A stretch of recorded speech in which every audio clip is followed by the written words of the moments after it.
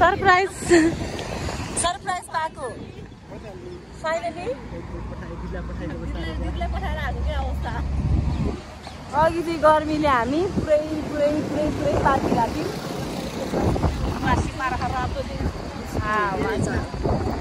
खुशी को हावा आयो इतना खुशी क्या बताऊं दिदीलाई चाहिँ अनि मलाई मेरो के यस्तो मैले यस्तो मैले नि भनेको थिएँ नि त दाइलाई अनि जसरी मान्छे ल गाइस हामी चाहिँ फाइनली